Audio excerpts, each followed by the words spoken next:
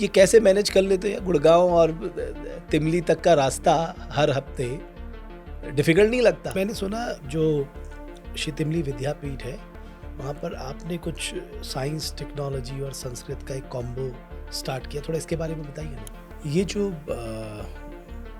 बात चल रही है कि हम वेलनेस सेंटर बनाएंगे, पहले आपने एक हेल्थ सेंटर बनाया था, फिर बाद में आपने उसे वेलनेस सेंटर बना दिया, तो ये अपने गांव के लोगों की सुविधाओं के लिए था। तो जैसे पौड़ी से बहुत ज़्यादा पलायन हुआ, आपके गांव की भी कमोबेश यही स्थिति है? जब मैं वापस बहुत समय के बाद गांव गया तो मेरा खुद का घर जो गांव में था वो जिसको हमने छोड़ दिया था कुछ साल पहले, टूट चुका था। वहाँ पे पेड़ उग चुके थे और गांव पे जो जाने का रास्ता था वो भी सही नहीं था। झाड़ियों के बीच से घुस के हम गांव तक पहुँचते थे। तो मुझे लगा शायद ये सही कंडीशन नहीं थी। पर्सनली हम तरक्की कर रहे हो, लेकिन जो हमारी चीज़ है, जो जिसके कारण हम आज मतलब जहाँ तक पहुँचे हैं, अगर उसको हम नहीं संभाल पा रहे हैं तो मुझे लगता है कि वो तरक्की नहीं कर सकते उसको। नमस्कार, आप देख रहे हैं देवभूमि डायलॉग का पॉडकास्ट। मैं हूं रमेश भट्ट। पॉडकास्ट में आज हमने एक युवा आईटी पेशेवर को बुलाया है जो पौड़ी के तिमली गांव में रहते हैं। पौड़ी वो जिला है जहां सबसे ज्यादा पलायन हुआ है। अगर पलायन की सबसे ज्यादा मार किसी जिले में पड़ी है तो वो पौड़ी में पड़ी है। लेकिन आशीष डबराल एक ऐसे आईटी पेशेवर हैं जो 2013 से गुड़गांव से हर सप्ताह अपने गांव आते हैं, वहां के युवाओं को ट्रेन करते हैं। अलग अलग प्रयोग उन्होंने वहां किए हैं और एक तरह से उन्होंने अपने परिवार को पलायन नहीं होने दिया। आज भी वो तिमली गांव में ही रहते हैं। बहुत धन्यवाद आशीष, धन्यवाद भाई साहब, पॉडकास्ट में आने बहुत के बहुत लिए। धन्यवाद। तो ये कैसे मैनेज कर लेते हैं गुड़गांव और तिमली तक का रास्ता हर हफ्ते? डिफिकल्ट नहीं लगता? अब भाई साहब इसकी आदत हो गई है और दोनों गांव ही हैं, एक गुड़गांव है और एक अपना गांव है। एक बार मैंने शायद पहले कहीं कहा था और मुझे लगता है कि पिछले टाइम पे, क्योंकि मेरा पैदाइश गांव में ही हुई और मैं कक्षा 3 तक अपने गांव में ही पढ़ाई की है और अपने गांव का माहौल को देखा है बहुत नज़दीकी से। और जहाँ तक मुझे समझ में आया कि पहले लोग चाहे कहीं भी जाएं जॉब करने के लिए, चाहे आज़ादी से पहले लाहौर लोग ज़्यादातर पहाड़ से जाया करते थे, या आज़ादी के बाद अब दिल्ली या मुंबई या गुड़गांव या और शहरों में जाते हैं। पहले मुझे लगता था कि लोग जब बाहर निकलते थे अपने घर से तो घर उनका वहीं रहता था जहाँ उनका घर है, जो अपना हमारा पुश्तैनी घर जहाँ पे है वहीं पे उनका घर रहता था। लेकिन वो आजीविका के लिए या जॉब के लिए कहीं बाहर जाते थे, लेकिन वापस लौट के उनको अपने घर आना होता था। और अब हम लोग अपने घर को अपने साथ में लेके चलते हैं। अगर जहाँ हमारी जॉब है हम अपने घर को वहीं बना लेते हैं। और मुझे लगता है कि ये मुझे पसंद नहीं आया। मुझे लगता है कि मेरा जो घर है जहाँ से मेरे दादा परदादा या और जो मेरे पूर्वज जहाँ जिन्होंने अपने जीवन को खपाया है या अपने जीवन में जो उन्होंने जो कमाया है, मुझे लगता है कि मुझे उसको संभालना ज़्यादा इम्पोर्टेंट है, बजाय कि मैं दिल्ली या मुंबई में जाके सेटल हो जाऊँ। तो जैसे पौड़ी से बहुत ज़्यादा पलायन हुआ, आपके गांव की भी कमोबेश यही स्थिति है? जी बिल्कुल। जैसे कि जब मैं बचपन में वहाँ रहा करता था तो एक टाइम पे वहाँ 40 के करीब परिवार हुआ करते थे और आज आपके गांव में? जी बिल्कुल। और आज लगभग 10 के तिमली गांव में 40 परिवार थे 90s के आसपास, 90s में और राइट। आज? आज 10 के करीब परिवार वहाँ पे हैं और मेरे ख्याल से 20-25 लोग टोटल गांव में हैं मैक्सिमम। आपका परिवार वहीं रहता है? मेरा परिवार वहीं रहता है। तो फिर ये कब मन में आया कि मुझे अप डाउन करना है? जैसे मैंने आपको बताया साहब कि मेरी पैदाइश गांव में ही हुई और शिक्षा के लिए मैं घर से बाहर निकला। मेरे फादर गवर्नमेंट ऑफिस में जॉब करते थे तो मैं उनके साथ में रहा। काफ़ी अलग अलग जगह मैंने अपनी पढ़ाई पूरी की। कोटद्वार से मैंने जब कॉलेज पास आउट किया तो उसके बाद फिर मैं देहरादून आया जहाँ मैंने कंप्यूटर के कुछ कोर्सेज़ किए। और उसके बाद फिर मैं पूरे देश में अलग अलग शहरों में मैंने काम किया। विदेश में जाके भी मेरे को मौका मिला काम करने का और मैंने वहाँ भी काम किया। और ये सिलसिला चलता रहा लगभग 2013 तक, क्योंकि 2013 में मैं बाहर से वापस आकर चेन्नई में और फिर 5-1 साल मैंने मुंबई में जॉब की। और मुंबई के बाद मेरे को मौका मिला, पहली बार मैं सबसे नज़दीक अपने घर के रहा, वो था दिल्ली गुड़गांव जहाँ पे मैं अभी जॉब कर रहा हूँ, ब्रिटिश ब्रिटिश टेलीकॉम। टेलीकॉम में। हाँ जी।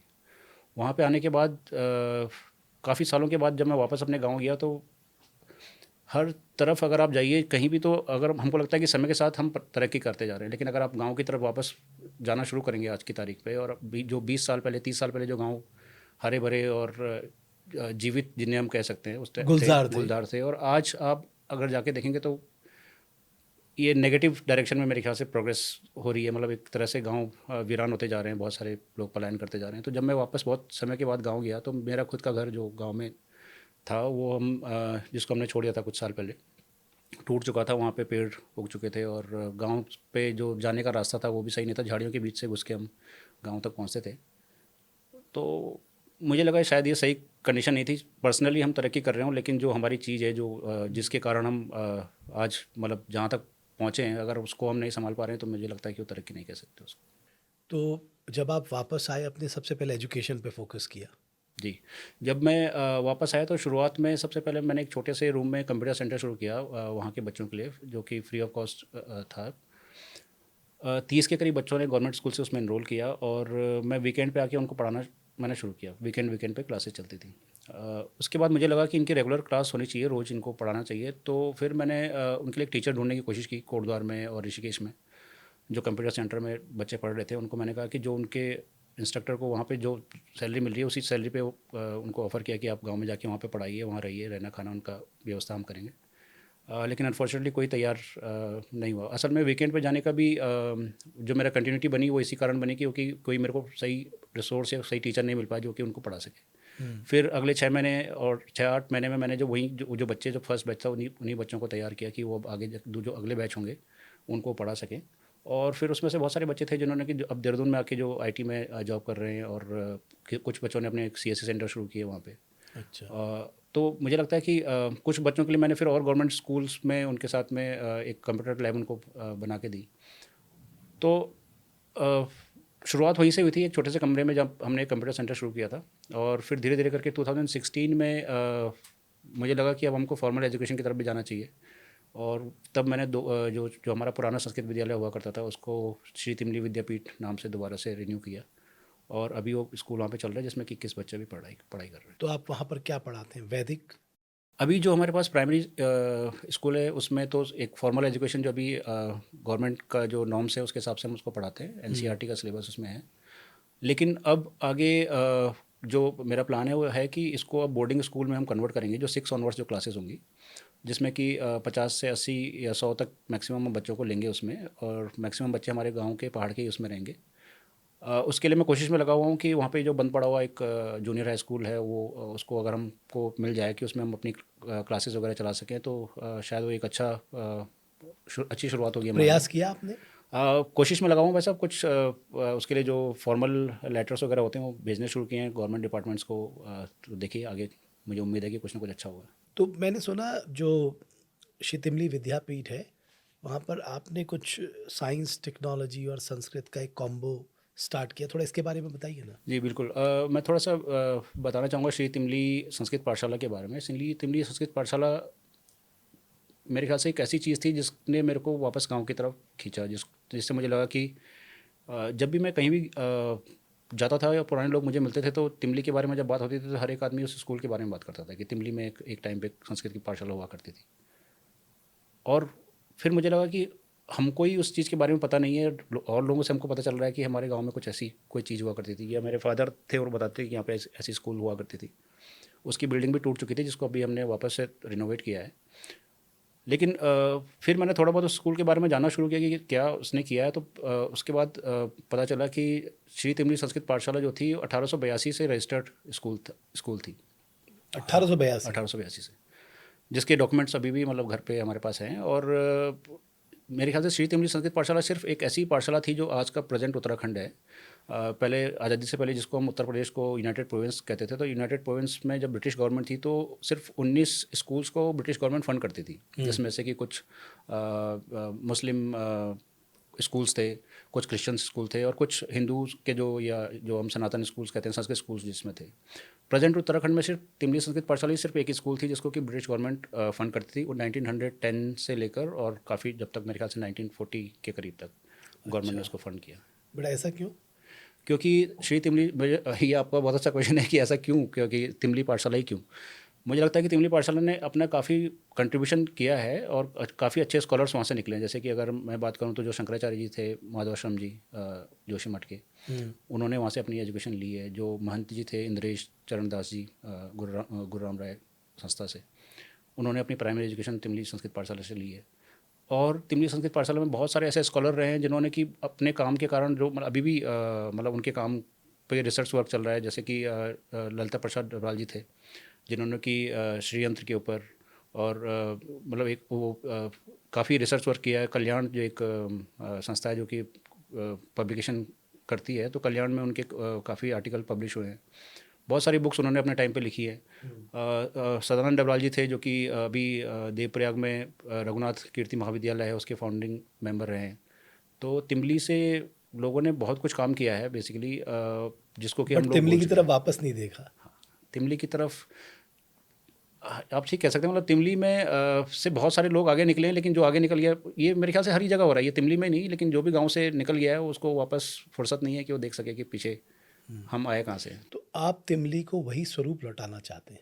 कोशिश मेरी है भाई साहब कि हम कम से कम शायद मुझे नहीं लगता कि मैं अपने जीवन में उसको उस लेवल तक पहुंचा सकूंगा, लेकिन एक बुनियाद मुझे लगता है कि मैं शायद बना के चले जाऊं ताकि आगे आगे वाली पीढ़ियां शायद उसको संभाल सकें। मैंने सुना आपने इंटरनेशनल स्पेस स्टेशन के एस्ट्रोनॉट से भी वहाँ के स्टूडेंट से बात कराई, और ये जी पहला मौका उत्तराखंड के लिए जी। जब यहाँ के बच्चों ने सीधे वहाँ बात की। ये कैसे संभव हो पाया और क्या आपके दिमाग में आया और कैसे आपने इसको सक्सेसफुल बनाया? जब मैंने वापस गांव में जाना शुरू किया 2013 से और ये कंप्यूटर सेंटर शुरू किया और बच्चों के साथ में जब हम इंटरेक्ट करना शुरू किया मैंने, तो मेरे को ये समझ में आया कि जो 11th में 12th में पढ़ने वाले बच्चे हैं उनको ये पता ही नहीं है कि 12th के बाद अब नेक्स्ट क्या होने वाला है उनकी लाइफ में। अ, अभी भी अनफॉर्चुनेटली यही सिचुएशन है गांव में कि लोगों को पता नहीं है बच्चों को कि अब 11th 12th के बाद वो करेंगे क्या, जाएंगे कहाँ, जाएंगे क्या करेंगे, कौन सा कोर्स करेंगे, फ्यूचर उनका क्या होगा, किसी को कुछ आइडिया नहीं है। बस जो होगा उसको उस टाइम पे वो रिस्पॉन्ड करेंगे उस सिचुएशन को। और उनसे मतलब बच्चों से बात करते करते मुझे ये लगा कि हर एक के माइंड में ये था कि गांव में ये अनफॉर्चुनेटली जिन बच्चों को मैंने पढ़ाया है उनके जो टीचर्स थे या पेरेंट्स थे उन्होंने भी उनको ये फीडबैक दिया कि अरे यहाँ कंप्यूटर सीख के क्या करोगे, कंप्यूटर सीखना तो अभी तुम देहरादून जाओ वहाँ जाके कंप्यूटर कोर्स करो या कोटद्वार में जाके करो, यहाँ पे कंप्यूटर सीख के क्या हो जाए। उनको लगता था कि गाँव में कोई कंप्यूटर अगर आप कुछ भी पढ़ा लोगे लेकिन उसकी उनके लिए वैल्यू नहीं है कोई उसकी। वैल्यू नहीं है। उनको लगता है कि ये सब टाइम बट तो पास स्किल है, स्किल तो कहीं भी सीख सकते ये हैं। अनफॉर्चुनेट है बेसिकली, क्योंकि हमको अगर कुछ भी तो मेरे को लगा कि शायद हमको कुछ ऐसे एग्जांपल सेट करने पड़ेंगे कि जो चीज़ आपको देहरादून में नहीं मिल सकती, जो चीज़ आपको कोटद्वार में नहीं मिल सकती, वो आपको आपके गांव में अपने घर पे मिल सकती है। तो उसके लिए हमने थोड़ी बहुत कोशिश की। एक तो जैसे आपने बताया कि जो इंटरनेशनल स्पेस स्टेशन है उनके साथ में हमने बच्चों के जो एस्ट्रोनॉट थे वहाँ पे रिकी आर्नोल्ड उनके साथ में बात कराई। तो एक संस्था है ARISS करके जो कि हैम रेडियो जो होता है एमेच्योर रेडियो उसको रन करती है। तो उनके थ्रू हमने कोशिश की कि ये हो पाए और किस्मत हमारी अच्छी थी कि हमको मौका मिल पाया। अच्छा। तो गांव से ही गांव के बच्चों ने लगभग 18 बच्चों ने रिकी आर्नोल्ड से बात की और वो आज भी यूट्यूब पे उसका कन्वर्सेशन रिकॉर्डेड है। मुझे लगता है कि जब बच्चों ने उनसे बात की और उसके बाद उनको समझाया गया कि आपने किससे बात की है या ये अपॉर्चुनिटी मतलब ये ज़िंदगी में सिर्फ एक बार ही शायद किसी को मिल पाती है कि लाइफ आप, टाइम। हाँ बिल्कुल बिल्कुल। तो इससे फ़र्क पड़ा। बहुत सारी हमने और भी चीज़ें की है, जैसे कि रोबोटिक्स की क्लासेस वहाँ पे हमने शुरू की गांव में। जो वर्ल्ड रोबोट ओलंपियाड है उसमें बच्चों ने पार्टिसिपेट किया, जो हमारे स्कूल के बच्चे, उसमें वो मुंबई और दिल्ली गए। और बाहर के जो अच्छे पब्लिक स्कूल है, प्राइवेट स्कूल है, उनके बच्चों के साथ उन्होंने कम्पीट किया। तो ये मेरे को लगता है कि उनके विज़न को ओपन करता है कि ये बाहर जो बच्चे क्या कर रहे हैं और इस चीज़ को हम अपने गांव में, मतलब ये एक सिर्फ एक एग्जाम्पल सेट करने के लिए किया गया ताकि आपको बच्चों को या लोगों को ये समझ में आ सके कि ऐसे कोई चीज़ नहीं है कि आपको दिल्ली भागना पड़े या आपको देहरादून जाना पड़े या आपको कहीं और शहर में जाना पड़े। जो आप बाहर जिस चीज़ के लिए बाहर जा रहे हो, आप टाइम वो आ गया कि आप अपने गांव में अपने घर पे उस चीज़ को क्रिएट कर सकते हैं। बिल्कुल।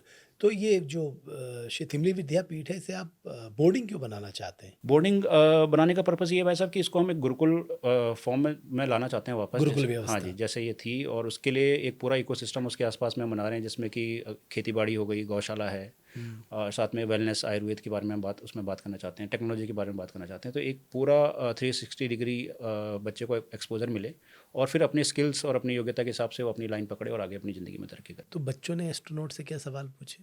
बच्चों ने बहुत सारे सवाल पूछे थे कि आपके पास ऑक्सीजन कहाँ से आती है या आप पानी कैसे पीते हैं वहाँ पे। मतलब 17-18 कम से कम क्वेश्चन थे जो बच्चों ने पूछे। अच्छा। जो कि काफ़ी इंटरेस्टिंग थे और उनको आंसर भी मिला। तो मुझे लगता है कि ये कमाल का एक्सपीरियंस था, इसमें कोई शक नहीं है। और हमने दोबारा अभी कोशिश कर रहे हैं कि एक बार दोबारा हमको ये मौका मिले, और शायद एक शुक्ला जी हमारे इंडिया से दोबारा जाने वाले हैं, ISS में उनका नंबर आने वाला है। तो हो सकता है कि अब की बार कोशिश हमारी ये रहेगी कि जो पौड़ी गढ़वाल के संस्कृत स्कूल हैं उनके बच्चों को हम उनके साथ में बात करें। अच्छा। ये आपका जो ह्यूमन वेलफेयर चैरिटेबल ट्रस्ट है 2009 में, इसके बारे में बताइए ना थोड़ा। ये जितने भी हमने चैरिटेबल काम करने शुरू किए, इसको हमने ओम सोहम ह्यूमन वेलफेयर चैरिटेबल ट्रस्ट के अंडर में करना शुरू किया, लेकिन अब हमने इसको रिनेम कर दिया श्री तिमली ट्रस्ट नाम से, क्योंकि गांव में ही काम कर रहे हैं तो गांव के नाम से ही अब जो भी हम काम करते हैं अब श्री तिमली नाम से ही करते हैं। श्री तिमली विद्यापीठ, श्री तिमली ट्रस्ट या श्री तिमली एफपीओ। तो इसके अंतर्गत जितने भी हमने काम किए, जैसे एजुकेशन से रिलेटेड हो गया या फार्मिंग हो गया, या फिर बीच में हमने कोशिश की कि क्राफ्ट जो हमारा जैसे बैम्बू का क्राफ्ट है, जो गाँव ट्रेडिशनल लोग काम करते हैं, तो वो हम और लोगों को सिखा सकें या कुछ उसका कुछ कमर्शियल वेंचर बन सके, ताकि लोग उससे कुछ आमदनी करना शुरू करें, या गाँव में कुछ ऐसा इकोसिस्टम बने कि लोगों को समझ में आए कि हमारे पास ऐसी चीज़ें हैं जो कि बाहर किसी के पास नहीं है। तो स्कूलिंग में अभी आपका क्या मैंडेट है, मतलब आप क्या सोच रहे हैं, क्या करने की सोच रहे हैं? स्कूलिंग में भाई साहब, जैसे मैंने आपको बताया कि 21 बच्चे हैं आपके? 21 बच्चे अभी हमारे पास हैं, तो ये एक प्राइमरी स्कूल है, फॉर्मल स्कूल जैसा रहता है, तो इसको हम कंटिन्यू रखेंगे। और नेक्स्ट इसका जो नेक्स्ट स्टेज होगा वो होगा गुरुकुल, जिसमें कि 5th पास आउट करने के बाद बच्चे गुरुकुल में जाएंगे और हमारे साथ में रहेंगे। और उनको वैदिक एजुकेशन तो मिलेगी, लेकिन साथ साथ में उनको जो मॉडर्न एजुकेशन है उसको भी हम देंगे। जैसे आजकल एआई की बात हो रही है या मशीन लर्निंग के बारे में बात हो रही है। मुझे लगता है कि अब टाइम है कि हम जो अपनी पुरानी जो हमारी वैदिक फ़िलोसफी है या उसकी साइंस है, उसको हम मॉडर्न साइंस के साथ में कहीं न कहीं पे जोड़ें। अब मुझे लगता है कि जो मॉडर्न साइंस है, जो वो उसी चीज़ पे वापस आ रही है जिस चीज़ पे हम कभी एक टाइम पे जिसके हम मास्टर हुआ करते थे। हम अपनी परंपराओं की तरफ वापस जा बिल्कुल, रहे हैं। बिल्कुल। अब कॉन्शियसनेस के ऊपर साइंस रिसर्च कर रही है कि कॉन्शियसनेस क्या है, पीस कहाँ से जनरेट हो रही है, और जो कॉन्शियसनेस वापस वहीं आ रहेंगे जहाँ पे हम हैं। अब एआई आने से या फिर मशीन मशीन आदमियों के काम अब मशीन करने शुरू करेगी धीरे-धीरे करके, और आदमी के पास अब सिर्फ़ वही काम रह जाएँगे जो काम कभी हम पहले जिसके हम मास्टर हुआ करते थे। तो ये टाइम है कि अगर हम अपनी चीज़ों को वापस उनको पकड़ सकें और उनको मजबूत कर सकें, तो शायद हम आने वाले टाइम में लीडर हो सकते हैं। तो अभी जो पढ़ाते हैं वहाँ पर, वो कैसे पढ़ाते हैं? सपोज आप तो सैटरडे आए या संडे आए, तो कैसे आपने वो व्यवस्था कैसे की है? अभी हमारे पास वहाँ पे टीचर्स हैं भाई साहब, मतलब कुछ क्वालिफाइड टीचर्स हैं और कुछ उनके सपोर्टिंग टीचर्स हैं जो कि इस स्कूल को मैनेज करते हैं। अच्छा। तो स्कूल अभी मेरी वाइफ गांव में रहती हैं, तो वो भी स्कूल को मैनेज करती हैं। तो ये सिस्टम चल रहा है, मेरे ख्याल से ठीक ठाक ही चल रहा है अभी तक। और अब नेक्स्ट इसके अलावा जैसे और भी बहुत सारी चीज़ें हैं कि हमारे पास कम से कम इस टाइम पे 30 लोग हैं जो कि डायरेक्ट एम्प्लॉयमेंट जिनको मिला हुआ है। 30? हाँ जी। जिसमें गौशाला है, जिसमें लोग लगे हुए हैं, खेती है जिसमें कि लोग काम कर रहे हैं। अपना जो इसमें वॉलंटियर्स आते हैं, तो एक कम्युनिटी स्पेस है जिसमें लोग रहते हैं, कम्युनिटी किचन है गांव में, उसमें लोग काम कर रहे हैं। तो अभी लोगों का भरोसा जीत लिया? मुझे लगता है कि शुरू टाइम में दिक्कत आई होगी। नहीं, मैंने उस तरफ कभी देखा नहीं भाई साहब कि मतलब लोग क्या सोच रहे हैं या लोग क्या बोलेंगे। मैंने उस तरफ देखने की कोशिश नहीं की, क्योंकि मुझे लगता है कि हमारे पास बहुत लिमिटेड टाइम है अपनी लाइफ में, और उसको जितना सही तरीके से हम इस्तेमाल कर सकेंगे, जो करना है उसको कर जाएँ, तो मेरे ख्याल से वो ज़्यादा इंपॉर्टेंट है। ये जो बात चल रही है कि हम वेलनेस सेंटर बनाएंगे, पहले आपने एक हेल्थ सेंटर बनाया था, हाँ फिर जी, बाद हाँ में जी। आपने उसे वेलनेस सेंटर बना दिया, जी। तो ये अपने गांव के लोगों की सुविधाओं के लिए था? ये जो जब कोविड हुआ था, तो उस टाइम पे हमने एक छोटा सा 4 बेड का एक हॉस्पिटल वहाँ पे बनाया था, जिसको कि हमने गवर्नमेंट हॉस्पिटल से कनेक्ट किया था, कि इन केस अगर कुछ इमरजेंसी होती है तो हम वहाँ पे अपने गांव के लोगों को उसमें सपोर्ट मिल सके।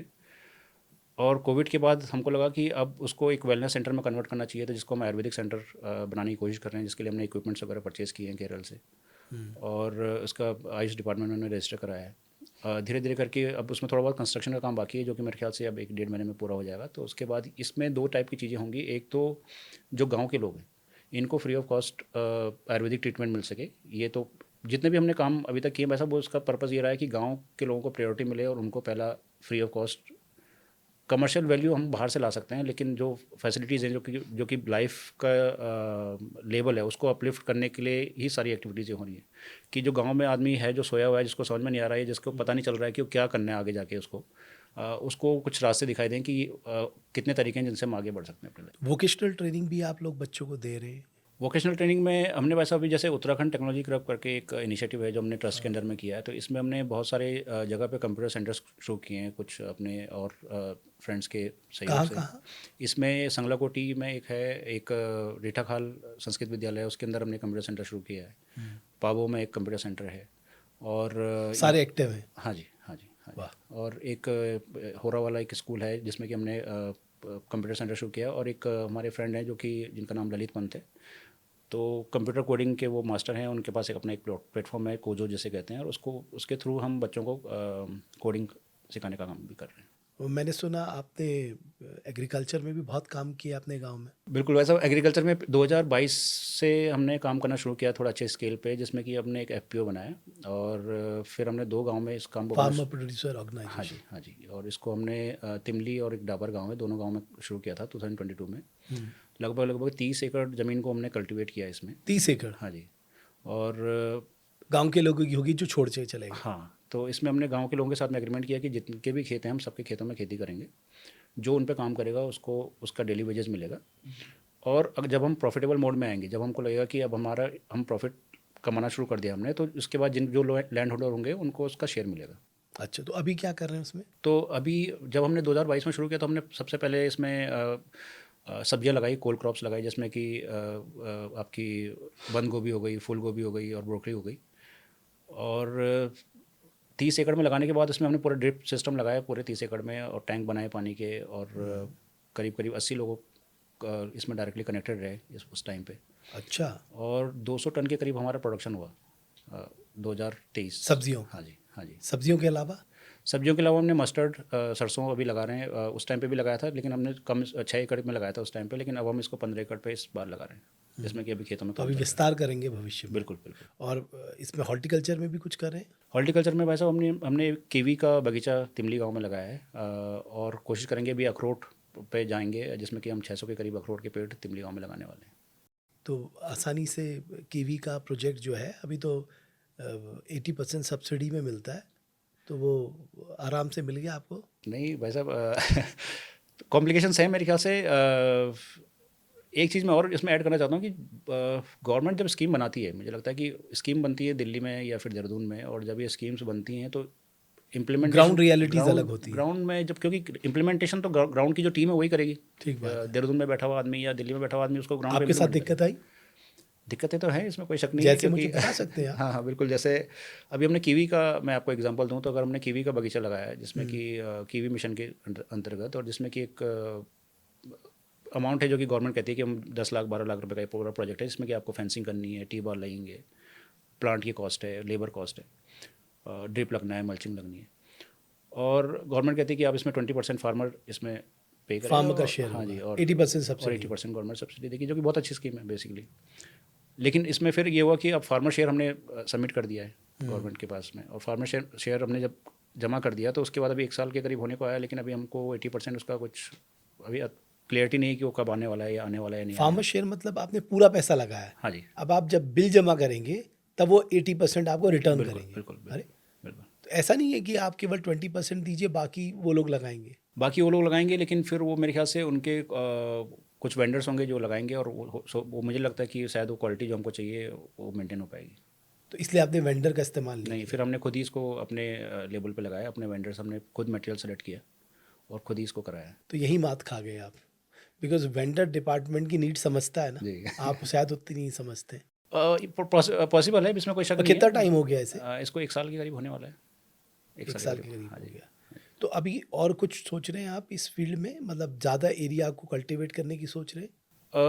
हॉर्टिकल्चर में वैसा एक इशू और है कि हॉर्टिकल्चर या गवर्नमेंट की जो स्कीम्स है, मुझे लगता है कि फार्मर स्पेसिफिक है, क्लस्टर स्पेसिफिक स्कीम्स कम है। क्योंकि अगर आप अभी उत्तराखंड में अगर हम फार्मर स्पेसिफिक, मुझे लगता है कि स्कीम्स सक्सेसफुल शायद ना हो। वो इसलिए है क्योंकि फार्मर के पास जितनी लैंड है उसके हिसाब से उसके लिए आपने सब्सिडी डिसाइड कर रखी कि अगर आपके पास 2 नाली ज़मीन है तो आप 2 नाली में कितने पेड़ लगा रहे हैं, उस पेड़ के लिए आप फेंसिंग, उसके हिसाब से आप काम कर रहे हैं। लेकिन अगर आप क्लस्टर में काम कर रहे हैं, या फॉर एग्जांपल मैं अभी अपने गांव में काम कर रहा हूँ, और मैं कहता हूँ कि मेरे को पूरे गांव में पेड़ लगाने हैं, या उसकी फेंसिंग करवानी है, या उसमें ड्रिप लगाना है, और मैं हॉर्टिकल्चर के पास जाऊँ आज और कहूँ कि मेरे को पूरे गाँव के लिए ड्रिप चाहिए, तो वो कहेंगे कि आपको पूरे गाँव के लिए, उनके लिए पूरा गाँव कोई चीज़ नहीं है, उनके लिए एक इंडिविजुअल फार्मर एक एंटिटी है जिसके पास जो अप्लाई करेगा, अपने डॉक्यूमेंट्स लगाएगा, और उसके अगेंस्ट उसको जो 80% सब्सिडी फार्मर को जाएगी। अब गांव की कंडीशन ये है कि गांव में 80% लोग हैं नहीं, बिल्कुल। 20% गांव में बचे हुए हैं। आप पूरे गांव में काम कर ही नहीं सकते, क्योंकि अब जो 80% लोग गांव में नहीं हैं उनके डॉक्यूमेंट आप कहाँ से लगाओगे, या उनको कैसे आप इसमें इन्वॉल्व करोगे? क्योंकि एक तो 80% लोगों को भी नहीं पता है कि उनके कहाँ पे फार्म है, उनके डॉक्यूमेंट क्या है, और अगर मैं इसमें लग जाऊँ कि उन 80% लोगों के पीछे जाने में, तो फिर काम कब करूँगा? नहीं, लेकिन जिन लोगों के खेत वहाँ बंजर पड़े, उन्होंने दिए आपको खेत की, आप हमारे उसमें काम कर लीजिएगा? जिन लोगों के अभी गांव में जैसे 100 में से 80 लोग माइग्रेट कर चुके हैं, 20 लोग जो हैं वो गाँव में हैं। वो 20 लोग रिप्रेजेंट कर रहे हैं 80 लोगों को, क्योंकि उनके पास किसी ने कोई ना कोई किसी ने किसी को हैंड ओवर करके गया है कि मैं नहीं हूँ गाँव में, लेकिन तुम मेरे पेड़ काट लो या तुम मेरे खेतों को देख लो। तो उनको हमने स्टेक होल्डर लिया है कि पूरे के पूरे जो 100% है उसके स्टेक होल्डर हमने 20% को लिया है। तो मतलब एक बदलाव दिखता है आपको, लोगों का है मतलब क्रेज है कि हमें करना है इस फील्ड में काम करना। जो करना चाहते हैं भाई साहब, लेकिन प्रॉब्लम ये है कि अब अगर मैं एक छोटी सी आपको बात करूं कि अगर आपको जैसे कोई पॉली हाउस लगाना चाह रहा है, तो पॉली हाउस लगाने के लिए अगर किसी को 25,000 रुपये 20% फार्मर को देना है और बाकी गवर्नमेंट कह रही है कि हम आपको 80% देंगे, तो गाँव में जो रियल में इस टाइम पे आदमी है जो ज़मीन पे है, जो जिसको हम कहेंगे कि बहुत लास्ट में जो खड़ा हुआ है, जो टिका हुआ आदमी है गाँव पे, उसके लिए 25,000 लगाना बहुत बड़ी कॉस्ट है। ठीक बात फिर है। 25,000 लगाने के बाद वो पॉली हाउस तो लगा लेगा 25,000 में, फिर उसके पास टेक्निकल नॉलेज नहीं है कि उसमें क्या उगाना है, उसको कहाँ मार्केट में वो लेके जाएगा, कहाँ से वो सीड लेगा, सीड टाइम पे मिल रहा है कि नहीं मिल रहा है उसको। और तो मुझे लगता है कि बहुत सारे, जैसे मैंने आपको बताया कि स्कीम्स बन रही हैं देहरादून में या दिल्ली में, लेकिन जो इम्प्लीमेंटेशन करने वाली टीम है ग्राउंड पे, मुझे लगता है कि उसमें बहुत बड़ा एक, जब तक चेंज नहीं आएगा या बहुत कुछ रिवोल्यूशनरी काम नहीं होगा जो इम्प्लीमेंटेशन वाली टीम है, चाहे वो हॉर्टिकल्चर है, चाहे एग्रीकल्चर है, या फिर और क्रियान्वयन एक बड़ा चैलेंज है। बिल्कुल, क्योंकि क्रियान्वयन करने वाले जो लोग हैं, एक तो मुझे लगता है कि शायद उनके पास एरिया बहुत ज़्यादा है लोगों के पास। अगर मैं हॉर्टिकल्चर की बात करूँ तो एक आदमी के पास बहुत बड़ा एरिया है जो जिसको मैनेज करना है, वो जस्टिफाइड नहीं कर हाँ, पाते। फिर उसको जस्टिफाई नहीं कर पाता। फिर शायद मुझे लगता है कि वो स्किल्ड नहीं है उस लेवल के, जिस लेवल के उनके पास स्किल्स होनी चाहिए, वो या वो स्कीम्स जो ऊपर से आ रही हैं उनको प्रॉपर्ली समझ सकें। जैसे अगर मैं एक FPO की बात करूँ कि हमने एक FPO बनाया है, और मैं कह रहा हूँ कि हमने एक FPO बनाया है जो कि एक लीगल एंटिटी है, जिसने फार्मर के साथ में कॉन्ट्रैक्ट किया ग्राम सभा की आम बैठक में कि हम सब लोग गांव के तैयार हो गए कि हम सब मिलकर इस गांव को आबाद करेंगे। लेकिन उसको कोई रिकॉग्नाइज नहीं कर रहा है, ना हॉर्टिकल्चर ना एग्रीकल्चर, जो कह रहे हैं कि भैया हम FPO को नहीं जानते, हम सिर्फ जो भी बात करेंगे हम फार्मर से बात करेंगे। तो फिर वो FPO बनाने का पर्पस डिफीट हो गया है यहाँ पे। तो अगर हमने जितना भी ड्रिप लगाया, सब कुछ लगाया, हमने खुद का इन्वेस्टमेंट इसमें किया है, हमने गवर्नमेंट से कोई, क्योंकि गवर्नमेंट का कोई ऐसा सिस्टम है ही नहीं कि हम FPO के साथ में डायरेक्ट वो करेंगे। ये हो सकता है ऐसा हो, लेकिन जिनके साथ में अगर मैं गांव में बैठा हुआ हूँ और अगर मैं हॉर्टिकल्चर डिपार्टमेंट में जाके बात करता हूँ या एग्रीकल्चर डिपार्टमेंट में जाके बात करता हूँ, वो वहाँ तक वो नॉलेज शेयर ट्रांसफ़र नहीं हुआ है कि उनको पता नहीं, वो कहते हैं हमको पता नहीं है कि FPO के साथ में का क्या होगा क्या नहीं। हम सिर्फ इतना जानते हैं कि फार्मर के आप डॉक्यूमेंट लगाओ और फार्मर सब्सिडी ले जाएगा। अच्छा, उनको जानकारी ज़्यादा नहीं है। गौशाला आपने क्यों खोली फिर? गौशाला का पर्पज़ ये था वैसा, क्योंकि जैसे मैंने आपको बताया कि एक इकोसिस्टम पूरा का पूरा बनाना है, पूरे गांव को अगर जीवित रखना है तो गौशाला उसका बहुत इंपॉर्टेंट पार्ट है। और जो बद्री गाय हमारे पहाड़ की होती हैं छोटी वाली, उनको ही हमने रखा है। अभी हमारे पास 19-20 के करीब गाय हैं। 20 बद्री गाय हैं जी आपके पास? जी जी। तो आप क्या करते हैं उनसे? इनका जो भी जो दूध होता है इसको हम घी बनाते हैं और इसको ऑनलाइन सेल करते हैं। शुरुआत में हमने इसको अमेज़न वगैरह पे रखा था, लेकिन अब हमारे पास बहुत लिमिटेड प्रोडक्शन होता है, 15 या 16 किलो मैक्सिमम। तो इसको जो शुरुआत के हमारे पास कस्टमर थे, अब उनका रिपीटेड जो ऑर्डर्स होते हैं उन्हीं को हम बट अभी जा रहा है। हाँ जी। तो डिमांड किस तरह से थी इसकी? इसकी डेफिनेटली डिमांड है वैसा। अगर आप ऑनलाइन देखना शुरू करेंगे तो लोग इसको 5,000-6,000 रुपये पर केजी भी अच्छा। सेल कर रहे हैं जी। हमारा जो इसका प्राइस है 2,000 के करीब है। तो क्या लग रहा है कि वो गांव बदलेगा, मतलब वापस आएंगे लोग? लोगों के मन में ये भाव आ रहा है कि हमें वापस चलना चाहिए? वापस पहले तो वैसा मेन चैलेंज है कि जो गांव में है इस टाइम पे उनको कैसे रोका जाए, बजाय इसके कि लोग वापस आएंगे। वापस आना एक मेरे ख्याल से नेक्स्ट स्टेज होगा, जो ऑटोमेटिकली होना शुरू होगा जब आप एक कमर्शियली वायबल कुछ सिस्टम बना लेंगे। उनकी इकोनॉमिक हाँ, स्थिति जब को लोगों को ध्यान समझ में आना लगेगा कि अच्छा रेवेन्यू यहाँ से जनरेट हो रहा है या अच्छे लोगों को एम्प्लॉयमेंट मिल रहा है। तो जो अभी तो मेन प्रॉब्लम ये है कि जो गांव में यूथ है या जो गांव में लोग हैं जो कि बहुत ज़्यादा स्किल्ड नहीं है, उनको कैसे थोड़ा बहुत स्किल करके और वहाँ रोका जाए, वो ज़्यादा इंपॉर्टेंट। जो अभी हम फार्मिंग का काम करें जिसमें अब ड्रिप सिस्टम लग रहा है, शुरुआत में जब हमने ड्रिप लगाया तो दिल्ली से और हिमाचल से हमने लोगों को लगाया जिन्होंने ड्रिप सिस्टम हमारे इंस्टॉल किया। हाँ, फिर हमने गांव के लोगों को, जो यूथ था उनको, जो 4-5 लड़के थे उनको ही ट्रेन उनको किया, ट्रेनिंग दे दी। और अब जितने भी ड्रिप हम लगा रहे हैं आगे वो गाँव के लड़के लगा रहे हैं। तो ये तो आपको आज चैलेंज सबसे बड़ा क्या लगता है? बिकॉज गुड़गांव में आप जॉब करते, हर वीक आप अपने गांव आते, तो आपको सबसे बड़ा चैलेंज क्या लगा? शुरुआत में तो मैं हर वीक पे ही आता रहा, लेकिन कोविड के बाद थोड़ा सा फ्लेक्सिबिलिटी मिली और मैं अब महीने में 1-2 चक्कर ही लगाता हूँ गुड़गांव के। ये मेरे लिए थोड़ा सा रिलैक्सेशन हो गया है। चैलेंज तो वैसा हर एक स्टेप पे है अगर आप पहाड़ में काम करेंगे तो हर तरीके से आपके पास चैलेंज। अगर आप गांव हैं, गांव में रह रहे हैं और गांव से आपको सड़क तक जाना है, एक गैस का सिलेंडर भी अगर आपको चाहिए, अगर गैस खाली हो गई तो आपको उसको कंधे पे रख के सड़क तक पहुंचाना पड़ेगा। ये भी अपने आप एक बड़ा चैलेंज है। मैंने सुना आपको इस काम के लिए अवार्ड भी मिला है, आपकी कंपनी से मिला? जी, ब्रिटिश टेलीकॉम ने 2016 में शायद एक बार इसको जो चेयरमैन अवार्ड होता है UK में, उन्होंने वो अवार्ड मुझे दिया था। तो उन्हें कैसे पता लगा? बीटी का भी अपना एक सीएसआर डिपार्टमेंट है जिसमें उनको इस टाइप के अपने एम्प्लॉयज़ को इनक्रेज करते हैं कि कुछ अच्छा, सोशली हाँ हाँ। काम करें। तो फिर उनको पता चला कि मैं भी इस टाइप का कुछ कर रहा हूँ, तो उन्होंने फिर इस पर एक डॉक्यूमेंट्री बनाई और उस पर मेरा सिलेक्शन हुआ। तो अभी आपको क्या लगता है सबसे ज़्यादा काम हमें किस क्षेत्र में करना चाहिए? एग्रीकल्चर भाई साहब, सारी डायमेंशंस खुले हुए हैं अभी इस टाइम पे पहाड़ में काम करने के, हर डायरेक्शन में आप काम कर सकते हैं। अभी कुछ हो ही नहीं रहा है, तो ये आपके पास बहुत बड़ी अपॉर्चुनिटी है कि बहुत कुछ करने के लिए। और एग्रीकल्चर एक बहुत बड़ा सेक्टर है जो मुझे लगता है कि उत्तराखंड में काम किया जा सकता है। मैं इस चीज़ पे एग्री नहीं करता कि आपको हिमाचल वाला मॉडल कॉपी करना है। आपको किसी को मॉडल कॉपी करने की ज़रूरत नहीं है। हमारा अपना सिस्टम है, हमको अपना सिस्टम डेवलप करना पड़ेगा। हो सकता है हमारे पास हम हिमाचल से भी कुछ बेटर सिस्टम हम डेवलप कर सकें, लेकिन अगर हम कॉपी करने में जाएंगे तो शायद हम हिमाचल की दूसरे नंबर पे ही रहेंगे। एग्रीकल्चर एक बड़ा एरिया, जैसे मैंने आपको बताया कि हमने सब्जी लगाई, 200 टन के करीब हमारे पास वेजिटेबल पैदा हुई, जिसमें से कि 60-70 टन हमारे खेतों में ही पड़ी रह गई, हम उसको उठा नहीं पाए वहाँ तक खेतों से। क्यों? क्योंकि मैन पावर हमारे पास इतनी थी नहीं और प्लानिंग हमारी सही नहीं रही। खच्चरों में हमने सब्जी को ढोना शुरू किया, फिर उसके बाद मैंने पिकअप में लेके ऋषिकेश मंडी में या ज्वालापुर मंडी जो हरिद्वार में है वहाँ पे उसको बेचना शुरू किया। मंडी में किसी ने हमको एंटरटेन ही नहीं किया, क्योंकि किसी को यकीन नहीं था कि पौड़ी से कोई ट्रक में भर के सब्जी लेके आ रहा है। अच्छा। तो लोगों को लगा कि ये देहरादून मंडी से इसने, और वो तो ऑर्गेनिक सब्जियां हैं। ऑर्गेनिक की तो अभी बात ही छोड़ दीजिए। हम तो ऑर्गेनिक का तो हम तो सिर्फ ये बात कर रहे हैं कि जो है कम से कम इसको जो मंडी का रेट है 2 रुपये 5 रुपये इसमें तो ले लें, लेकिन लोगों ने उसको बोला कि नहीं यार ये तो कबाड़ है, क्योंकि लोगों को लगा कि ये देहरादून मंडी से इसने सामान उठाया होगा 10 रुपये में और 12 रुपये में ये ऋषिकेश मंडी में बेचने के लिए इसको लिया है। तो शुरुआत में हमारा बहुत लॉस इसमें हुआ, क्योंकि हमने उनको कहा कि जो भी रेट मिल रहा है आप उसको निकालिए। उनको वीडियोस दिखाए, फ़ोटो दिखाए कि हम इस खेती को गांव में कर रहे हैं, तब जाके कुछ लोगों के साथ हमारी बात बननी शुरू हुई। फिर बाद में हमको समझ में आया कि मंडी में तो कुछ बात बनेगी नहीं। फिर हमने इसको रिटेल में बेचना शुरू किया, जैसे सतपुलिक मार्केट है, अच्छा। वहाँ पे कोटद्वार में हमने इसको सेल करना शुरू किया। हाँ। सड़कों पे शाम के टाइम पे अपनी गाड़ी लगाई और सब्जियाँ बेचनी शुरू की। अच्छा। तो मेरे को लगता है कि ये एक बहुत बड़ा सब्जियां भी अपने आप में एक बहुत बड़ी चीज़ है। अगर यहाँ पे हरियाणा से या महाराष्ट्र से आपके पास सब्जियां आ रही हैं, नजीमाबाद से। हाँ, नईबाबाद में तो इतने लोग करते नहीं, लेकिन ट्रक आपके आते हैं हरियाणा से सब्जियों के। तो अगर आपके बद्रीनाथ केदारनाथ में हरियाणा से या फिर और कहीं नीचे एमपी से या फिर महाराष्ट्र से सब्जियां आ रही हैं, प्याज है जो आपका महाराष्ट्र से आ रहा है और बद्रीनाथ केदारनाथ तक अब पहुँच रहा है, और हमारा पूरा उत्तराखंड खाली पड़ा हुआ है, जो हम अपनी डिमांड तो हम खुद कम से कम पूरी कर सकते हैं अगर हम चाहें तो अगर 200 टन 2 गांव पैदा कर सकते हैं सब्जी की, तो फिर आप सोचिए कि इतने सारे गांव पड़े हुए हैं, कितना सब्जी और कितनी चीज़ें पैदा कर सकते हैं तो वहाँ। आज तो मोटे अनाज का बड़ा दौर चल रहा है।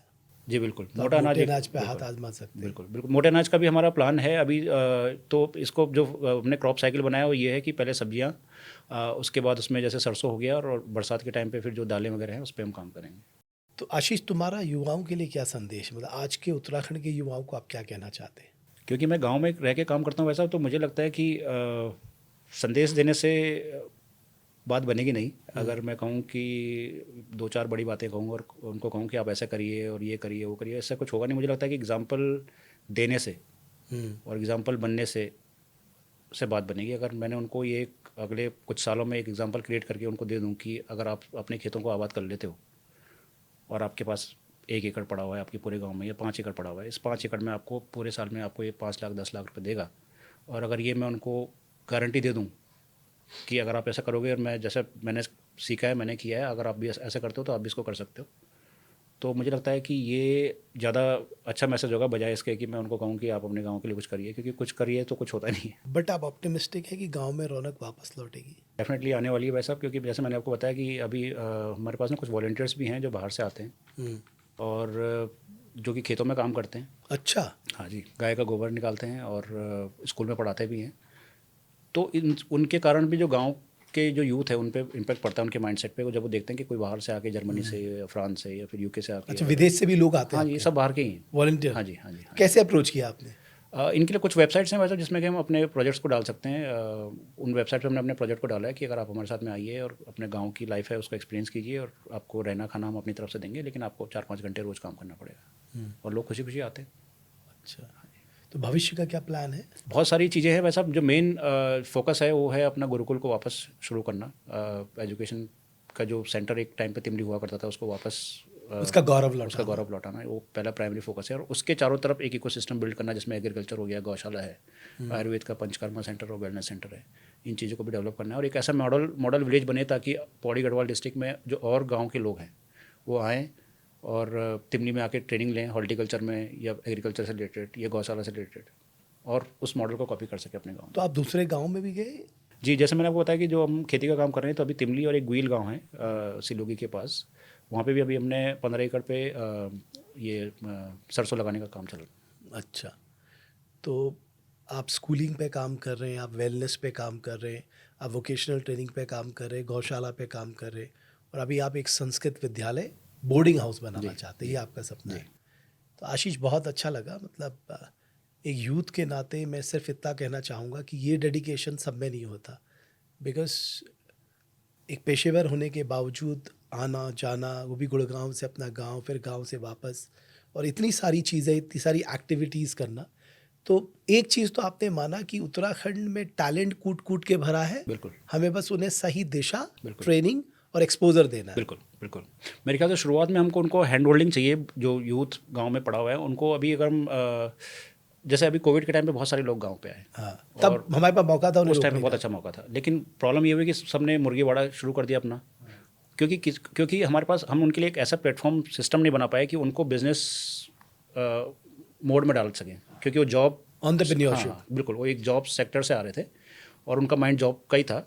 अगर उस टाइम पे हम उनके लिए ऐसा प्लेटफॉर्म बना लेते कि आपके पास आपके लिए इतना फंड है और इसके लिए आपको इस ट्रेनिंग को लेना पड़ेगा, और हम आपको अगले 1 साल 2 साल तक आपको मॉनिटर करेंगे या आपकी हेल्प करेंगे, जैसे कि अब RBI गवर्नमेंट ने शुरू किया है। तो मुझे लगता है कि इस टाइप की चीज़ें अगर होती उस टाइम पे, तो शायद बहुत सारा यूथ होता जो कि इस टाइम पे अच्छे अपने अपने एरिया में अच्छे बिजनेस कर रहा होता। पर देर आए दुरुस्त आए, अभी भी हम शुरू कर सकते हैं। बिल्कुल सही, बिल्कुल आप ठीक कह रहे हैं, लेकिन मुझे लगता है कि गवर्नमेंट को जो उनका इम्प्लीमेंटेशन यूनिट है, जो कि लास्ट ऑफिस में बैठे हुए जो लोग हैं, मुझे लगता है कि उनके स्किलिंग के ऊपर डेफिनेटली कुछ काम करना चाहिए, कि जो स्कीम्स हैं, एटलीस्ट अगर गवर्नमेंट कोई भी नई स्कीम बना रही है, तो उस स्कीम का जो पर्पज़ है या जो उसको कैसे इंप्लीमेंट करना है, उसको मेरे को लगता है कि उसमें जो लास्ट माइल में जो बैठे, जो आखिरी लोग हैं बैठे हुए, जो उस स्कीम को ट्रांसफ़र करेंगे फार्मर्स के लिए, या फिर जो आखिरी आदमी बैठा हुआ है उसके लिए, मेरे ख्याल से उस ब्रिज को, वहाँ पे कुछ ना कुछ इश्यूज़ हैं जिसको कि ठीक करने की ज़रूरत है आज की तारीख। तो अगर आपको 3 सुझाव सरकार को देने होंगे, वो 3 सुझाव कौन से होंगे? मेरा तो एक ही सुझाव दूंगा वैसा मैं, कि जैसे मैंने अभी आपको बताया कि स्कीम्स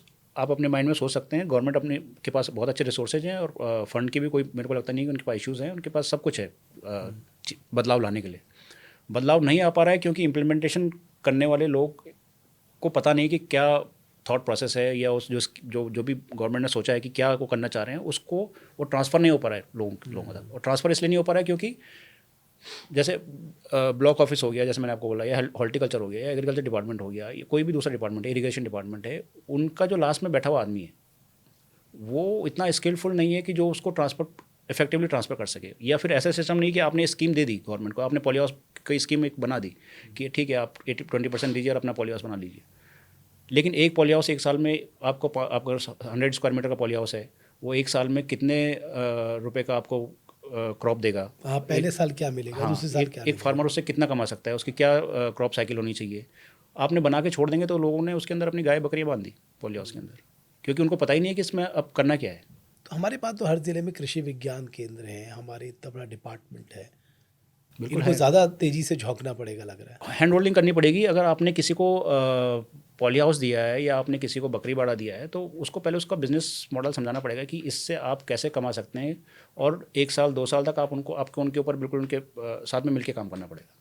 और आपने एक और इम्पॉर्टेंट बात की, आप इंडिविजुअल फार्मर के बजाय क्लस्टर पे ज़्यादा क्लस्टर ध्यान में काम दीजिए। करना पड़ेगा, क्योंकि एक गांव को, हमको एक क्लस्टर गांव को ही लेना पड़ेगा पूरा, बजाय कि एक फार्मर की तरह। अगर हम अगर आप लेमन ग्रास की बात कर रहे हैं या आप रोजमेरी की बात कर रहे हैं, तो आपको एक पूरे गांव को एक यूनिट मान के चलेंगे, तो तब मेरे ख्याल से कोई अच्छा आउटपुट आ पाएंगे। एक आदमी एक गांव में अगर कोशिश कर रहा है, तो 4 आदमी, अगर हो सकता है कि उनको वो अपॉर्चुनिटी नहीं मिली जो एक आदमी को मिली है, तो हो सकता है कि वो उसके लिए चैलेंज क्रिएट करेंगे उस आदमी के लिए, जिससे कि जो आदमी कर रहा है वो डिमोटिवेट होगा, उसको लगेगा कि गांव के लोग ही उसको डिमोटिवेट करेंगे। वो इसलिए डिमोटिवेट कर रहे हैं उसको क्योंकि उनको पास वो अपॉर्चुनिटी नहीं आई जो उसके पास आई। बिल्कुल। तो मुझे लगता है कि अगर हम पूरे के पूरे गांव को ही एम्पावर कर लेंगे, तो शायद सब मिलके फिर एक दूसरे को कॉम्प्लीमेंट करेंगे।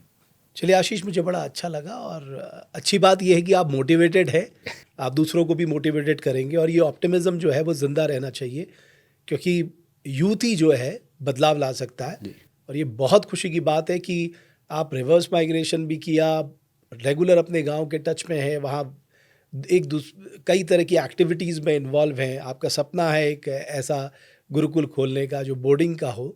तो इन सब के लिए मेरी बहुत शुभकामनाएं। और बहुत बधाई। और आप धन्यवाद। बहुत लोगों के लिए इंस्पिरेशन है उत्तराखंड के, थैंक यू वैसे। कि इतना सब कुछ होने के बाद भी अपने गांव को नहीं मिले। बहुत धन्यवाद देवभूमि डायलॉग Thank के you, वैसे। पॉडकास्ट में आने के लिए। बहुत बहुत धन्यवाद।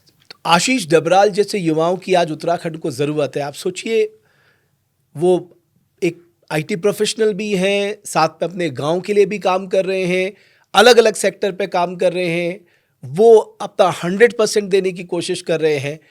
ऐसे लोगों को टारगेट करके उनको पॉलिसी फ्रेमवर्क में लाके उनके ग्राउंड रियलिटीज़ के अनुभव से हम कोई पॉलिसी बनाते हैं, ऐसे लोगों की मदद ले सकते हैं। और आशीष ने वाकई एक शानदार काम किया, खासकर उस जिले में जो साहब पलायन के लिए बदनाम है, वहाँ अपने गांव तिमली में जाकर वहाँ के लोगों को जागरूक करना, ये बहुत बड़ा काम है। बहुत धन्यवाद आशीष फिर से। और जैसा कि मैंने आपसे कहा कि देवभूमि डायलॉग के पॉडकास्ट पे हम ऐसे लोगों को लेके आ रहे हैं जो आपको इंस्पायर कर सकें, जो पहाड़ की फिजा को बदल सके, जो हमें आगे ले जाने का रास्ता दिखा सके, जो बता सके कि हमें किस तरह के बदलाव करने अगर हमें उत्तराखंड को आगे ले जाना है। यही पहल है हमारी और यही कोशिश है। आप भी चाहते हैं किसी गेस्ट को बुलाना, आप ज़रूर हमें बताएं। बहुत बहुत धन्यवाद हमारे इस पॉडकास्ट को देखने के लिए।